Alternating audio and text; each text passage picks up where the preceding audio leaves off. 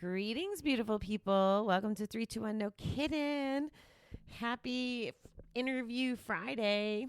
I just made that up, I guess, because I release on Fridays and it's interview episodes we're back to. I figured I'll call it Interview Friday.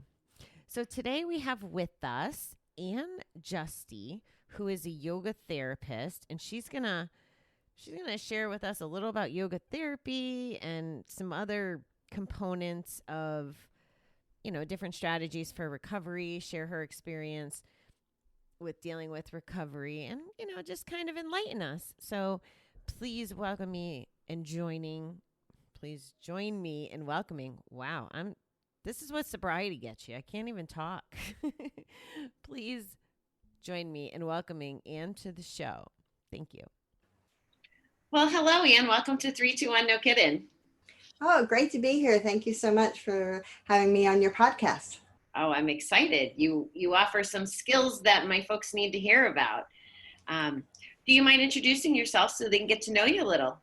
Sure. My name is Ann Justi, and I'm a yoga therapist. I'm also a life coach, and I run a company called DevotedYoga.net. Now, I'm not your average. Let me explain to you what a yoga therapist is. I don't hold yoga classes as a yoga therapist. I literally hold classes that are for specific outcomes or usually for the actual individual. So your folks wouldn't go into a regular yoga class and do some meditation and asanas and expect as much relief as something specific to what triggers that the gambling person does. So I'm tailoring it, and all yoga therapists will tailor it for a specific outcome and for their specific clients. So that's the difference between regular yoga and yoga therapy. Right. Okay. Did you want to share like where you're from or anything? Well, I'm originally from Los Angeles. I've traveled all around the world. I currently reside just a mile north of New York City in Yonkers, New York. But based on the internet, we're reaching everybody in the world. Yeah, we are. So you know that the show is about gambling addiction and addiction in general, and that's kind of my passion. So do you mind sharing why I brought you on here, or a little about your connection with addiction?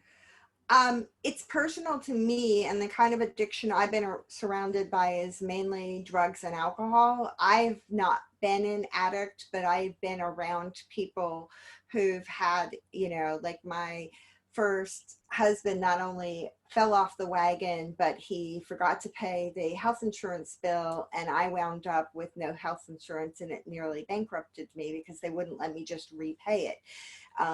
I've been a victim of domestic violence because my second husband had a drug and alcohol problem, and his temper was really bad. And that's actually how I became a yoga therapist. I had PTSD, so I understand triggers, and then yoga therapy actually helped me. Traditional therapy wasn't helping me, and Al-Anon helped me.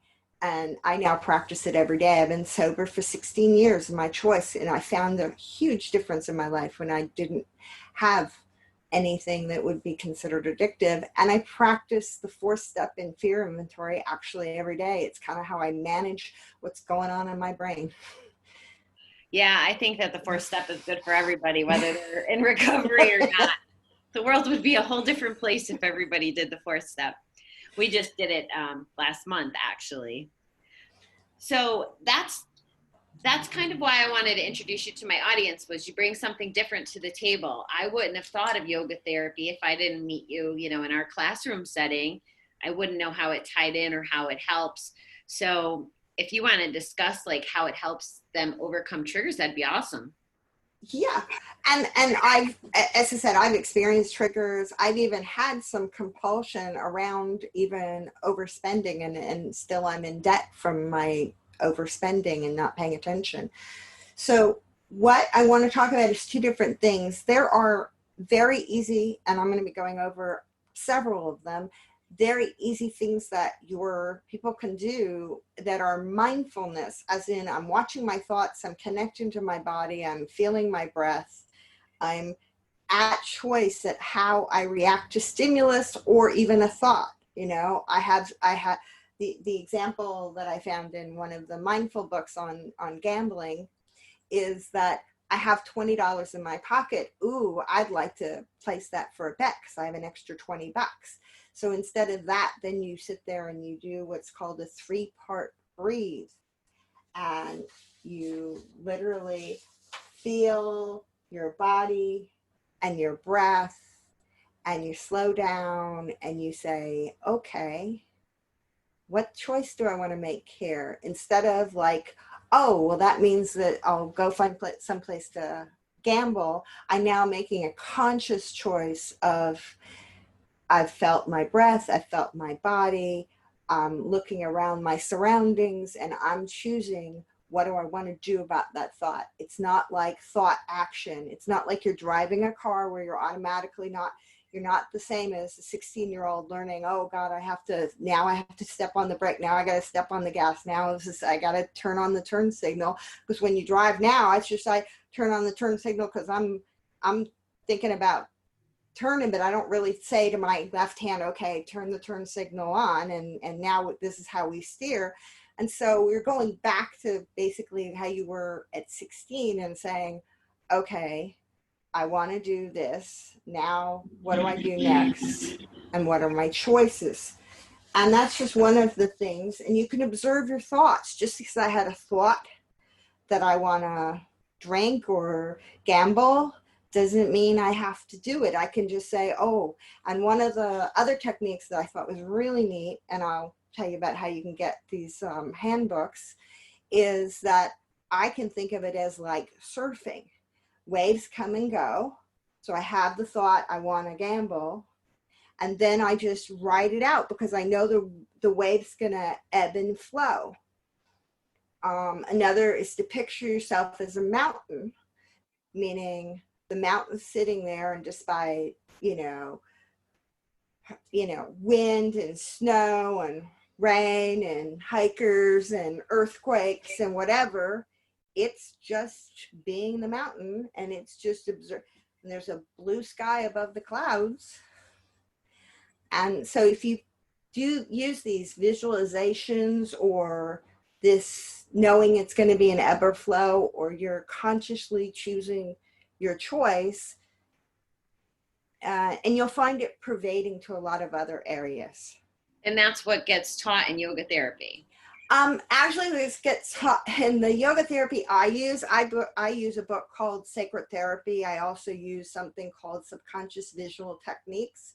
And these are very intricate chanting and meditate at what called active meditation. You're doing active meditations. There's 7 steps to it. It's 45 minutes long.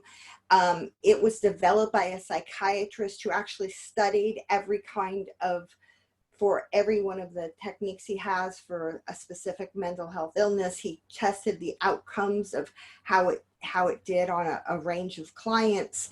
And I'm not going into that. What I'm suggesting to your readers right now that they can use immediately is the things that I talked about.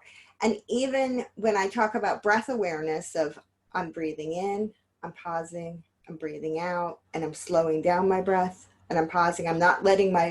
I'm actually consciously breathing. That's a technique that's mindful that they can use right now. They don't have to go to yoga therapy. If they want something intense, if they want something that they feel is going to be a real long-term, more successful rate at recovery, then they can go into yoga therapy. But there's lots of different things. And when I was overcoming PTSD, I didn't just use yoga therapy, rebirthing, Al-Anon. I used lots of different things. I had talk therapy, I had group therapy, I did my regular yoga and meditation on top of yoga therapy. So what I'm saying to you is if they use multiple things, and also you wouldn't sit there in the middle of, let's say that you're at a party or you pass by a church and they're having a casino night. You're not going to sit there and break into your 45-minute practice. You're literally going to adjust your breathing as though if you were startled or you were surprised, you'd be going, and then what you do is you go back to normal breathing. But now I'm asking you to be conscious of your breathing, conscious of your thoughts. Feel something in your body. Where's your feet? How are you related to gravity? What sensation are you feeling? What are you hearing? And there are different meditations I'm going to talk about I'm going to refer to the Harvard book or the Canada book, because those are two resources I'm going to give your readers a link to, that they can get and download PDF handbooks that are not mine, but they were put out by governmental agencies to help people. And it's things that have been studied that really help them do the maintenance. They're real hands-on. They don't have to hire a yoga therapist. The things so it depends on the depth of what you want to do in terms of how you want to study it, in terms of what you do. So I'm just trying to help them today with lots of different techniques that they can use by themselves in all different kinds of situations. Because if you regulate your breathing and you regulate and you check in with the body feelings and you check in with I have spaciousness between my thoughts and my actions, nobody's going to notice. And you're managing yourself, your addiction. So how do they learn how to do that? It's as I said, there are handbooks, and also it's as simple as you can do it now. I can like the waves coming in, like I see a casino night and I have an extra $20 in my pocket. I sit there and I go, okay, breathe in slowly, pause, breathe out slowly, pause. I feel that my feet are on the floor. I feel maybe a tightness in my chest or a weight on my shoulders. I have this urge and I look around and I say, yeah, I'm safe. I'm in a safe environment. I'm at choice. Oh, just because they have a casino night and just because I have an extra $20 doesn't mean I have to go in, doesn't mean I have to gamble. I can and then there's something called mindful walking. How am I moving my body? And mindfulness literally is observing your breath, your mind, your thoughts, and being at choice for what I do and slowing things down. It's not an absolute neuron synapses. Oh, I'm turning left, so I'm just going to quickly turn to the left. I'm actually saying, okay, now I got to turn my hand and my torso and my leg. Okay, I see the distinction. I recently read it was listening to CDs, and the gentleman, and I hope I don't screw this up, but he says that there's 4 different ways of learning. I think I have the poster somewhere, but there's the unconscious learning and then the conscious learning. So the conscious learning, it sounds like when you're talking about shifting your body, but the unconscious is the habit, like we talked about before you got on air, about you turn the turn signal on when you're driving. So that's good. You're reinforcing some of the messages that I've heard. Right. So when I look at the diagram that the Canadian book has out, and that is that I have a trigger. I found the $20 in my pocket.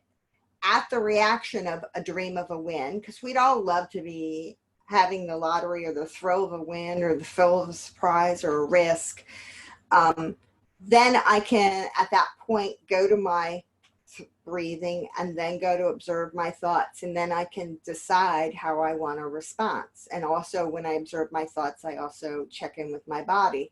Whereas the normal pattern for somebody with compulsion would be, I'm gonna win. I then lapse and gamble, and then I have a win or an outcome, and then I go back to always having that trigger. And now I can decide, I can just slow down. And literally we're talking about breathing. Maybe that's 3 seconds, body check-in, maybe that's 3 seconds, thoughts. So we're talking about less than 30 seconds. They can do this. It's not going to appear to anybody who's around them that they're doing it. And it's a little awkward at first. It's kind of like when you're learning to drive. It was a little awkward at first. But if you remember the 3 things that you're doing that you can do, then it just becomes pretty much a habit, and you have a lot of other choices. And then there's another Harvard pamphlet that has a lot of things that you can do to reinforce how you want to plan your day. Like, I'm going out today and I'm in a social situation and I might be tempted to gamble because I'm in a social situation. One of the ways that I find that I'm successful and that we're taught through some of my recovery experiences is to practice before you're in that situation. So to build up the walls.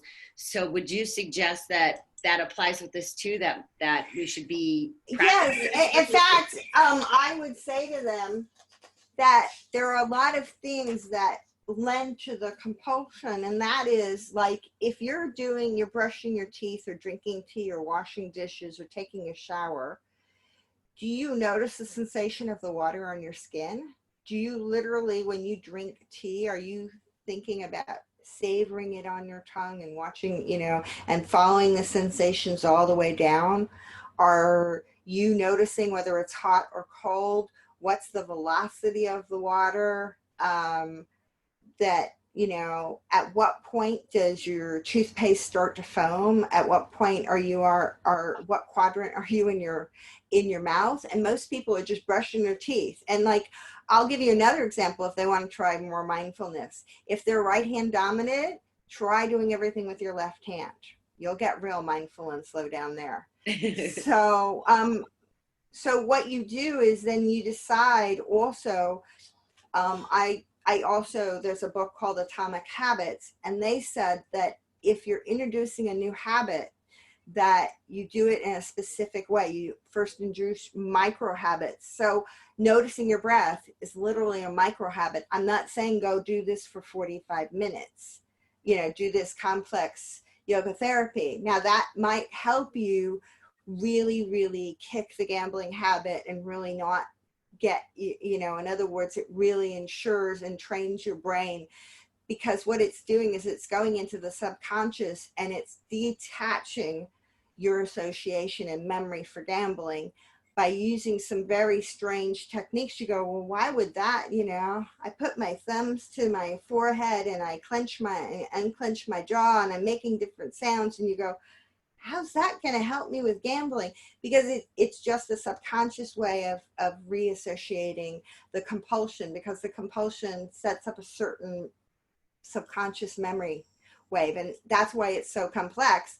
I'd rather give them very quick and easy tools right now while we're in this podcast. And then my gift to you guys is that all my research in this area, I'm going to be having a menu item on my website so that you can just download all the resources you need for mindfulness in gambling. And when I talk about the Harvard and the Connecticut book, these are actual handbooks for gamblers to say, the Harvard says, these are 5 techniques you can do every day to help yourself prepare.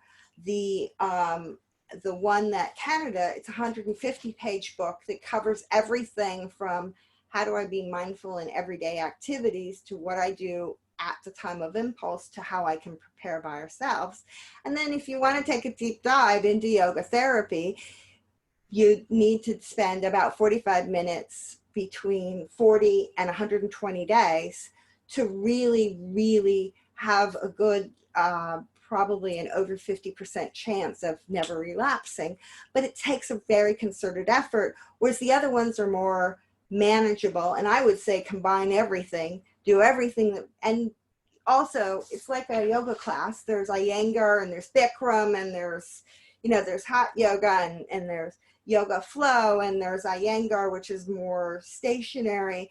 And some people don't like hot yoga. Some people don't like stationary. Some people don't like flow yoga. They like regular old ordinary yoga. I would say really go and try these things for a few weeks and see what really sticks in and fits into your lifestyle, because that's what's going to really work for you. It's like no diet is really going to fit every person, because they learn differently.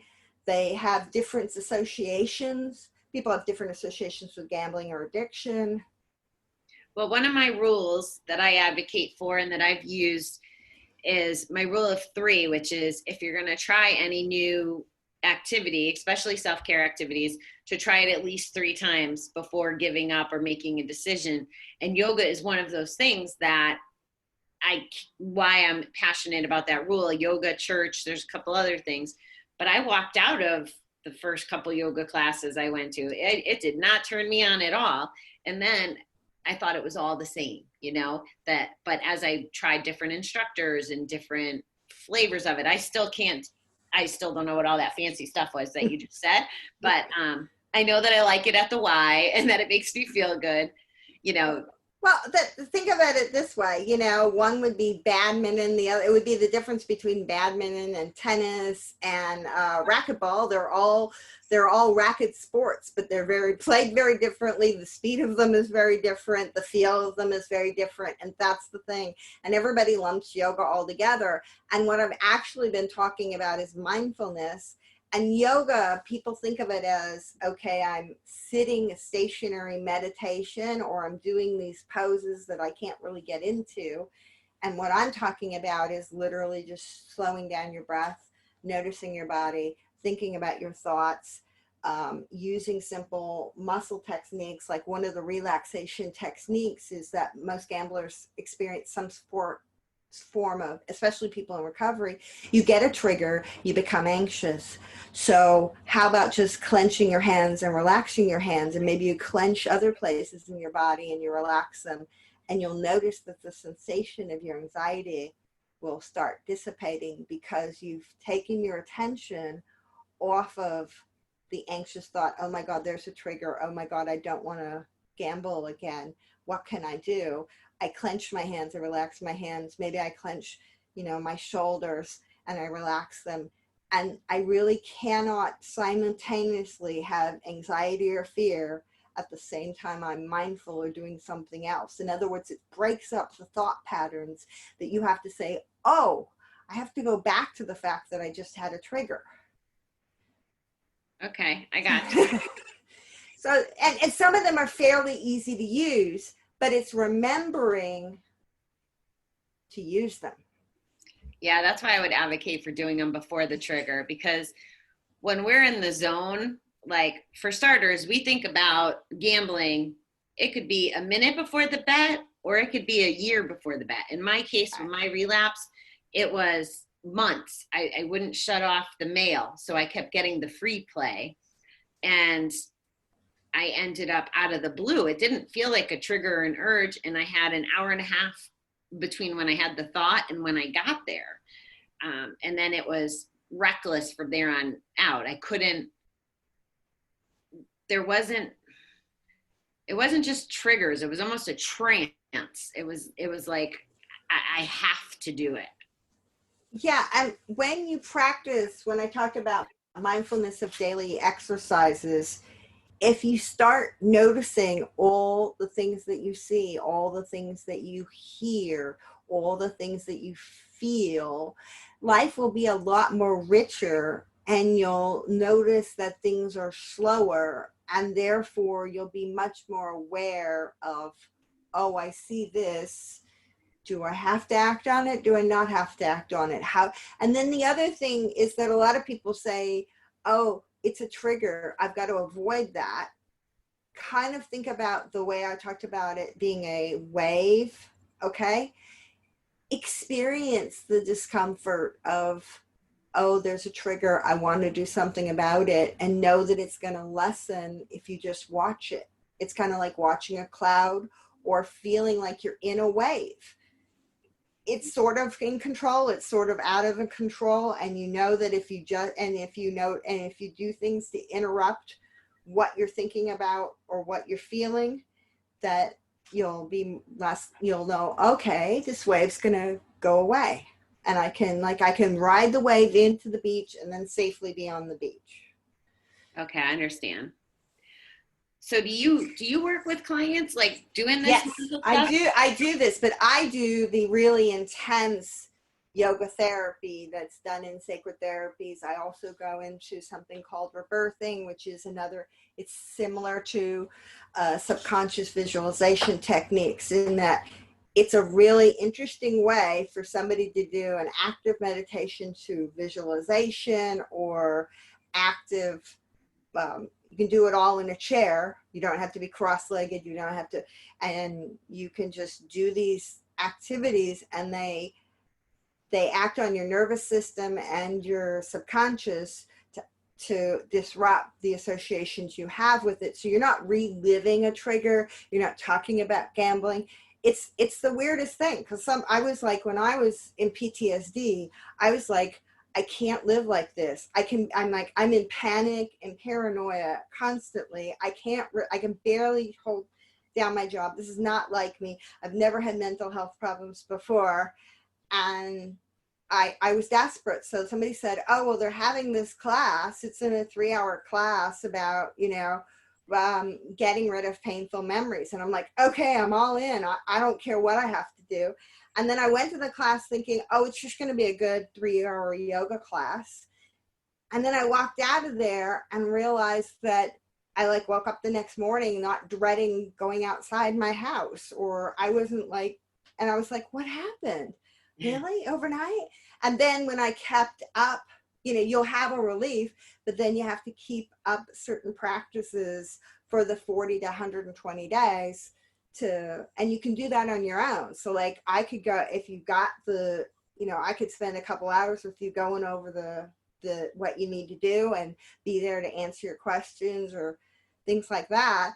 And then you can be on your own. So it's not, I don't do long, most of my clients, I say this to them, if you don't come back to me, it means I did a great job. I love that.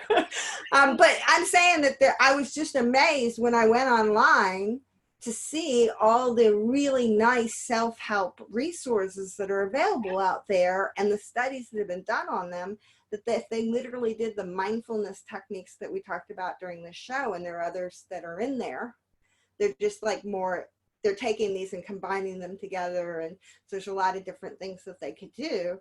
These are readily accessible to people, and they can also use this in conjunction with any other kind of support. Like, I don't know if you guys go to therapists or you guys go to group, and they can use this in conjunction with anything to help themselves. And so it was really nice that this has been studied. So when I sit there and say that your relapse is going to probably, if you really do these things in serious, like for 120 days in a row, that your chance of relapse is less than 50%. It's actually been studied by like about 4 or 5 studies. And I was like, wow, it's that significant. Yeah, that's impressive. So if they wanted to reach out to you and have your help with it, like you said, to kick them or whatever, can you do it virtually? Yes, absolutely. Because what I would do is it would probably require me emailing them, because I want them to have the lesson plans and the pictures, and then I would be on with them, and then they could see me go through it. They could actually see me do, this is what you do on step 1, and this is what, and I can be there for the hour or so or two to go over it. But what I wanted to say is that I'm not really here trying to help get new clients. What I'm here to say is that these are readily available to you. They're very easy. You've now heard some that you could just, you listen to this or replay this, you can get it. But if they go to my website called DevotedYoga.net, not com, but net, there'll be a menu item called 3 to 1 No Kidding. And on that will be all the links that they can go to find out about mindfulness and about these 2 different handbooks, as well as some other books that can help them. And they're all, and other than buying a couple books that I recommend, they're all free. Okay. They're all downloadable. Yeah, I just want to make sure that we don't walk away today without them knowing that you are a resource if they did want to reach out. Yeah. I advocate for, it's not one size fits all. Right. Not betting is not one size fits all. And to your point, there should be a lot of different strategies involved. And mindfulness and meditation are something that are part of my life now that they didn't used to be. I actually used to be one of those jerks that was like, people meditate? That's goofy. Like, why are they sitting there? You know, and now I don't want to go a day without it. So, yeah, I just wanted to make sure it was clear that you were a resource. Yeah, the other thing that we didn't, I'm looking at my notes, and one thing we didn't cover is that there are a lot of people, and I used to be a sensation junkie. And so one of the things that I actually do, I teach a partnered meditation practice on sensation. And part of what we talk about is having a balance in your life of things that flood the system with sensations. Like if I have a really intense, like we're having an intense conversation, or I'm skydiving or doing roller coasting, or I'm really full out dancing, that's flooding your sensations. Or I'm going to a concert, that's real flooding sensations. Okay, and you have a balance of restorative. That means mindful walking, or volunteer service, or doing dance, or movement, or working out, with things like I told you about, like having a journal, going to a 12-step meeting, meditation, art, my fear inventory every day. So one is flooding, one is restorative, because that's helping you digest your flooding of all these sensations. And the other is reflection or clarifying. I'm really thinking about this. I'm getting curious about, because when I try to make changes in my life, and I'm working the Atomic Habits book, because I wanted to look at somebody who's really studied habits and how I can really make that habit stick. And so that's where I'm looking at the reflection. So I'm doing a lot of journaling, and I'm doing something that's similar to fear inventory. It's a really interesting thing called belief inventory, because my fears may be actually based on belief and identity of who I am. So you realize that your clients, who you are now, I'm assuming, is different than when you were actively gambling. Oh, 100%. Right. And so what happens is that you readjust your habits and your activities and the way that you act in the world, because you're now in recovery. For me, it's funny because I think about this a lot, both with my gambling and my alcohol use. There's staples, like for example, I'll use volleyball or Zumba. I did both those activities, and they were both priorities for me, whether I was gambling or drinking. Although I would show up at both drunk at times, so I would commingle them, so that's like a big difference. So the things are still important to me. It's just a different way. I think where I'm different is on the inside out. It was always me, when I was gambling, didn't worry about anybody else. And now I'm on a different path. I want to help people. I want to get the universe to understand that, hey, gambling's a thing. It's a dangerous thing, and it can be prevented. And I also am pretty passionate about, there's 12-step, for example. I'm a fan. I've been to GA, love it. But it's very black and white sometimes, or you can come across people that are very black and white. Well, you got to follow 12-step. Like they're, forget that breathing stuff. It's 12-step or die kind of mentality. And I don't want to be like that. I want people to know that they can try different things. It's not one size fits all. And the other thing I always want to say about, and people warn me when I went to Al-Anon, they go, well,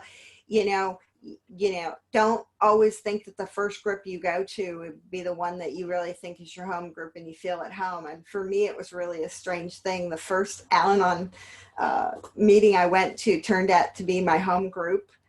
And I tried other things because people go, well, are you sure that it's really your home group? And then when I went to another group and it was Al-Anon and they were doing just a good, fabulous service job, but it was just the personality, or I don't know what it was. It was like, no, I can't stay here. No, this doesn't feel good. And I was going back to my home group.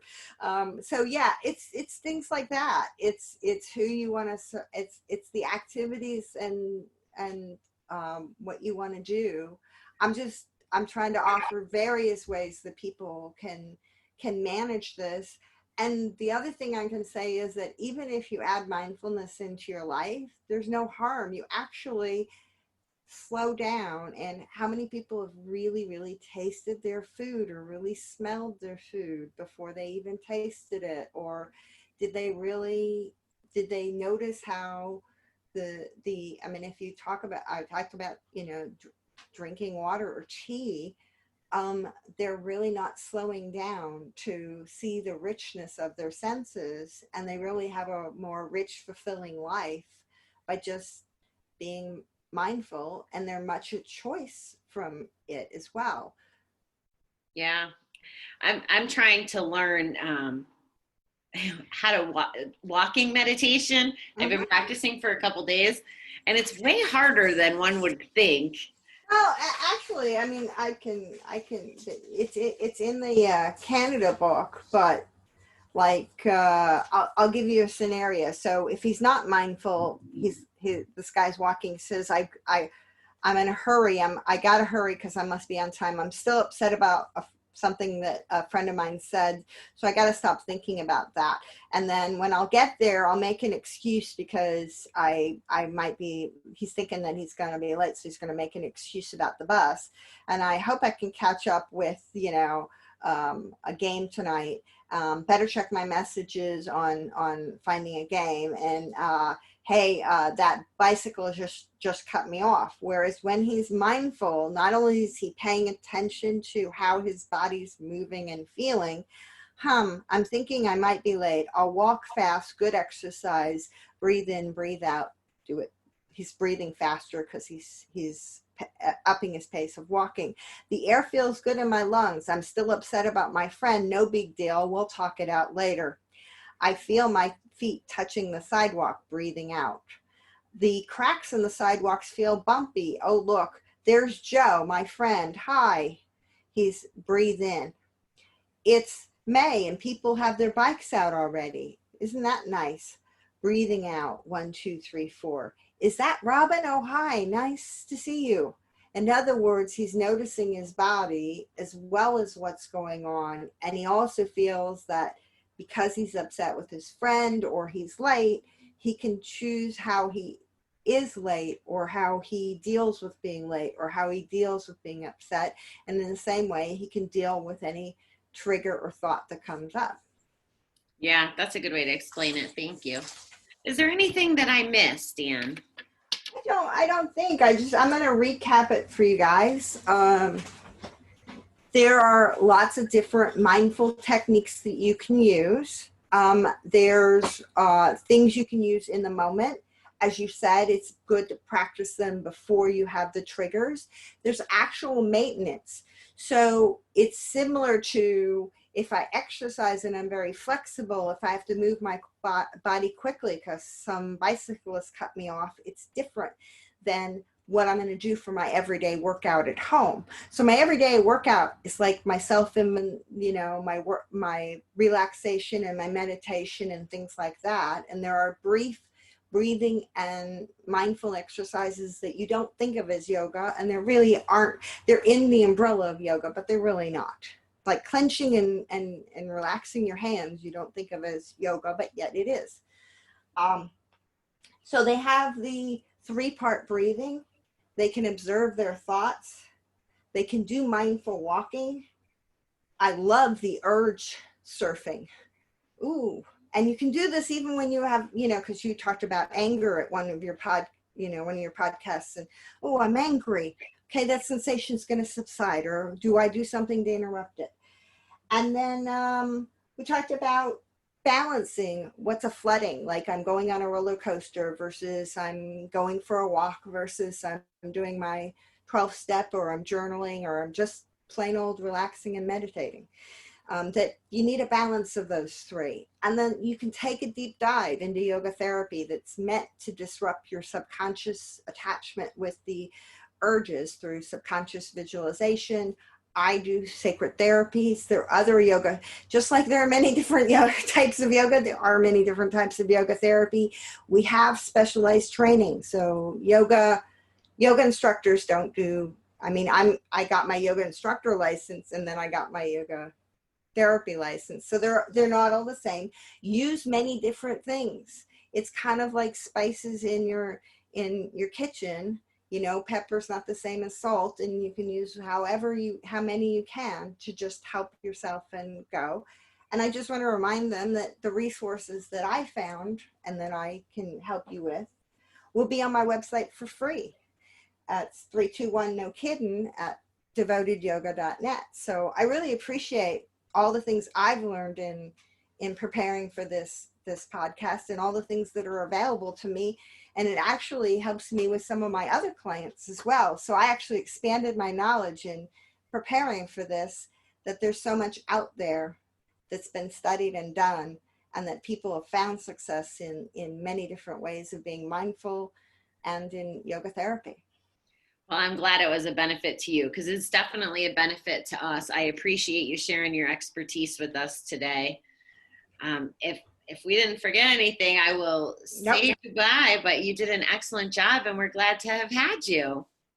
Well, I thank you for having me on, and I wish you guys a mindful journey to successful living. I love it. Thanks, Ann. I will have Ann's information in the show notes so that you can reach out to Ann if you're interested in yoga therapy, learning a little more about it, or working directly with Ann. All right, beautiful people. I hope you have a fabulous weekend. Talk to you soon.